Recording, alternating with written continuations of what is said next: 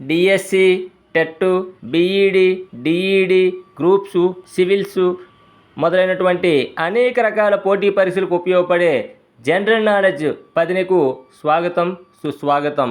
దేశంలో అత్యధిక ప్రాజెక్టులు ఏ నదిపై ఉన్నాయి? నర్మదా.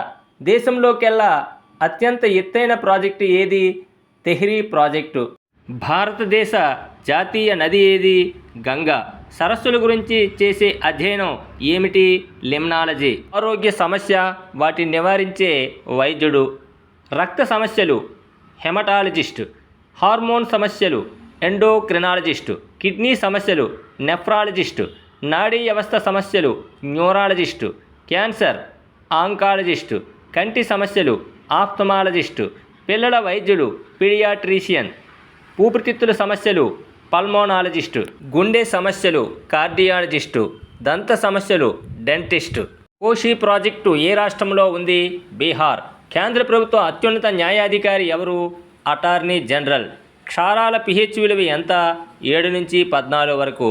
భారతదేశ తొలి మహిళా రాష్ట్రపతి ఎవరు? ప్రతిభా పాటిల్.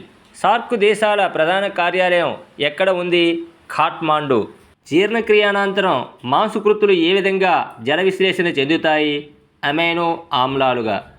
అమినో ఆమ్లాలుగా పాలిమర్లు ఏవి? మాంసకృతులు. మానవ శరీరంలో అతి పొడవైన కణం ఏది? నాడీ కణం. మానవ శరీరంలో వెన్నెముక నరాలు ఎన్ని? 31 జతలు. దేహ ఉష్ణోగ్రతను నియంత్రించేది ఏది? శ్వేత గ్రంథులు. భారతదేశంలో మొదటి గ్రీన్ఫీల్డ్ హైవే ఏది? Mumbai Pune express way. RERA చట్టం 2016 దేనికి సంబంధించినది?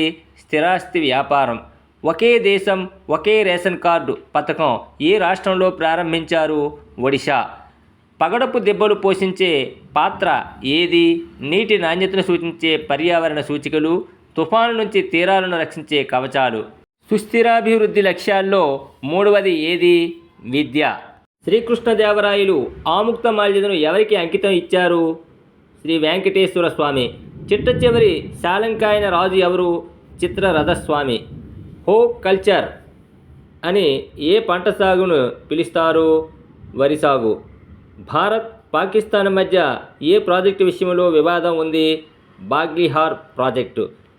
చందుర్తి యుద్ధం ఎప్పుడు జరిగింది? 1758. Please watch, like, share, comment and subscribe our channel. ఈ వీడియో వైరల్ కావాలంటే మీ అమూల్యమైన లైక్ ఎంతో అవసరం. కాబట్టి ప్రతి ఒక్కరూ లైక్ చేయగలరని కోరుకుంటూ మీ శ్రేయోభిలాషి.